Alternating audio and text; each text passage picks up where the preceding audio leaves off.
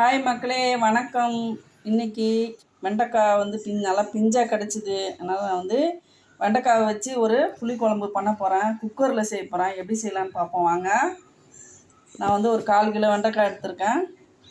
3 தேங்காய் பத்தை, தாளிக்கிறதுக்கு ஒரு பச்சை மிளகா, ஒரு வெங்காயம் அரிஞ்சு வச்சுருக்கேன். புளி வந்து 30 கிராம் புளி எடுத்து வச்சுருக்கேன். கொத்தமல்லி, 1 டீஸ்பூன் சீரகம், வெந்தயம், கடுகு, 3 தக்காளி. இதில் வந்து அரைக்கிறதுக்கு 1 வெங்காயம், 3 தக்காளி,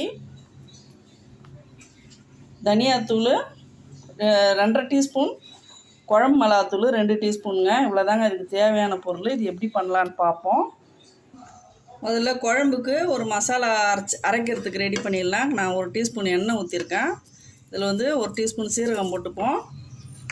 இது நல்லா பொரியட்டும்.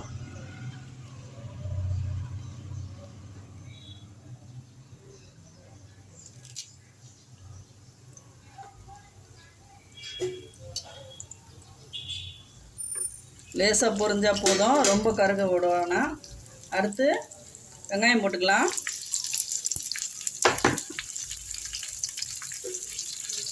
வதங்கிட்டோம். பச்சை வாசனை போனால் போதும், நம்ம அரைக்க தான் போகிறோம்.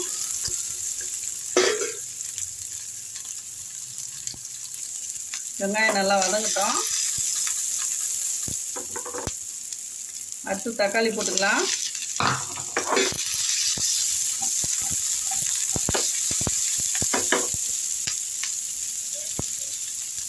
இதை குறைச்சி வச்சுருவோம். தட்டு போட்டு மூடினோம்னா சீக்கிரம் வந்து வதங்கும். வதங்கிடுச்சா பார்ப்போம்.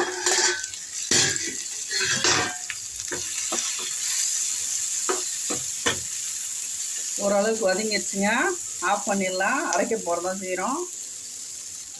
கொத்தமல்லி போட்டுக்கலாம் இதுலேயே லேசாக.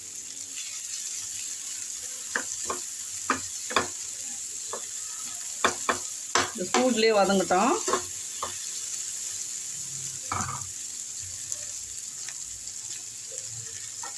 இதுலேயே வந்து குழம்பு மிளகாத்தூள் போட்டுக்கலாம்.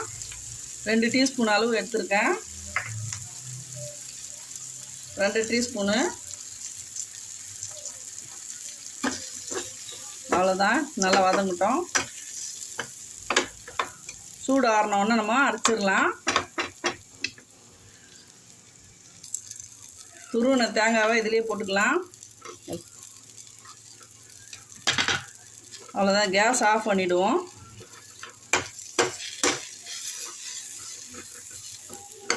இது அரைக்கிற மசாலா இது இருக்கட்டும் ஒரு ஓரமாக. 100 கிராம் எண்ணெய் ஊற்றிக்கலாங்க. அடுத்து இப்போ வெண்டைக்காய் நல்லா நான் அரிஞ்சிட்டேன், கழுவிட்டு. இதை வந்து நம்ம பொரிச்சு எடுத்துக்கலாம் லேசாக.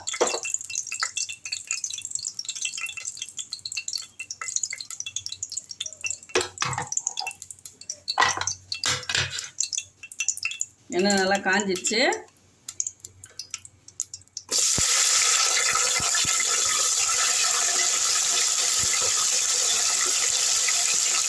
கொஞ்சமாக தான் இருக்குது, ஒரே சுத்தா போட்டுக்கலாம்.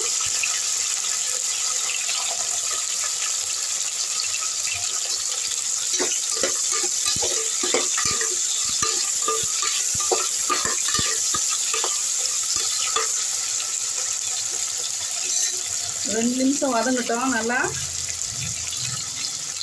குக்கரை திருப்பி போட்டு மூடிடலாம். தீயை குறைச்சி வச்சுருவோம். ஒரு 2 நிமிஷம் வதங்கட்டும். அதுக்குள்ளே நம்ம வந்து இந்த மசாலா அரைச்சிட்டு வந்துடலாம். வெண்டைக்காய் வதங்கிச்சா பார்ப்போம்.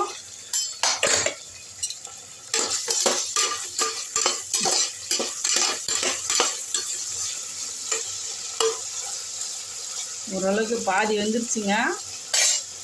ஒரு எடுத்துடலாம். இப்போ இந்த ஸ்டேஜில் தான் கரெக்டாக இருக்கும். இப்போ நான் வந்து அரைச்சிட்டு வந்துட்டேன். நல்லா நைஸாக எவ்வளோ முடியுமோ நீங்கள் நைஸாக அரைச்சிடுங்க. அவ்வளோதான். இது வச்சுருவோம். இப்போ இந்த வெண்டைக்காவை எடுத்துடலாம்.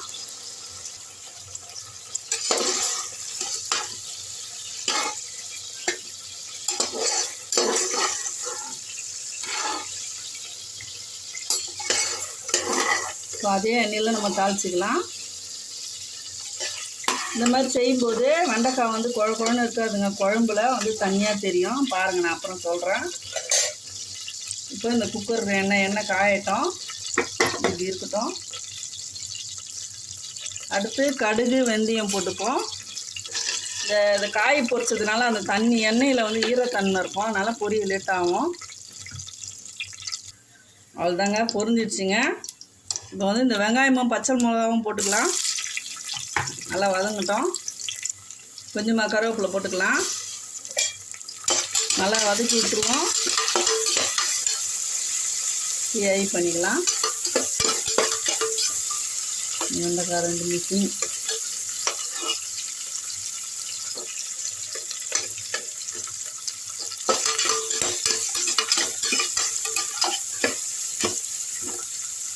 ஓரளவுக்கு நல்லா சாஃப்டாக வதங்கட்டும். நான் இந்த டம்ளரில் 1 டம்ளர் அளவு தண்ணி எடுத்து 250 மில்லி இருக்கும். புளியை வந்து நான் கரைச்சிட்டேன். இப்போ இந்த வந்து மிக்சி ஜாரில் வந்து இந்த புளி தண்ணியை ஊற்றி வடிகட்டிட்டு இதே கலக்கி ஊற்றிக்கலாம்.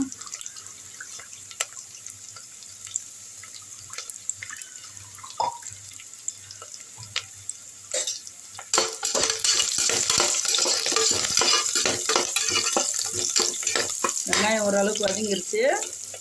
இப்போ வந்து இந்த மசாலாவை எடுத்து இதில் ஊற்றிக்கலாம்.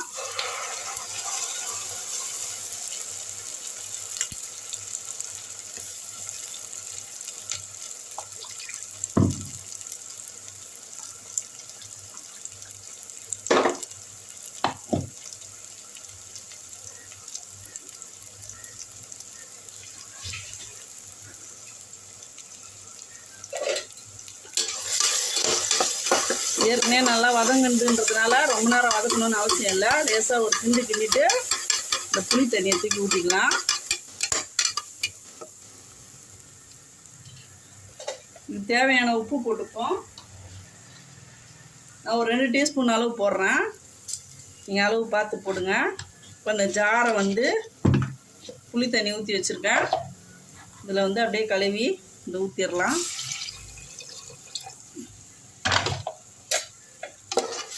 இப்போ கலக்கிட்டு உப்பு பார்த்துப்போம்.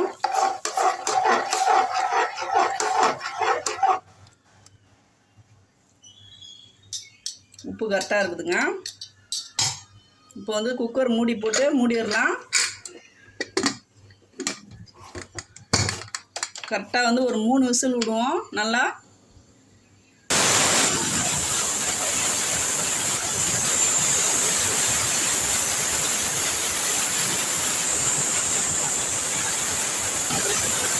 அவ்வளோதாங்க. 3 விசில் வந்துட்டு ஆஃப் பண்ணிடலாம். கேஸ் ஆஃப் பண்ணிடலாம். ஏர் போன பிறகு திறந்து பார்ப்போம். ஏர் அடங்கிடுச்சா பார்ப்போம். ஏர் அடங்கிடுச்சு. திறந்து பார்ப்போம்.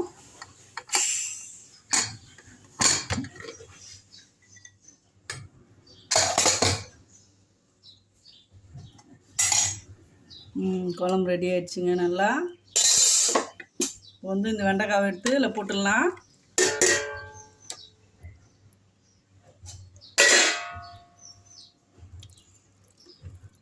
இப்படி போட்டால் குழப்பாகவே இருக்காதுங்க, சூப்பராக இருக்கும். இந்த ஸ்டைலில் ஒரு முறை செய்து பாருங்கள். நான் காரக்குழம்பு பல டிசைனில் செய்வேன், அதில் இது ஒரு டிசைனு.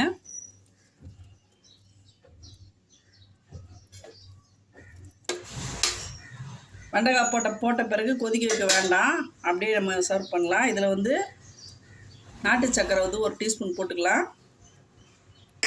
நல்லா கலக்கி விட்டுடலாம்.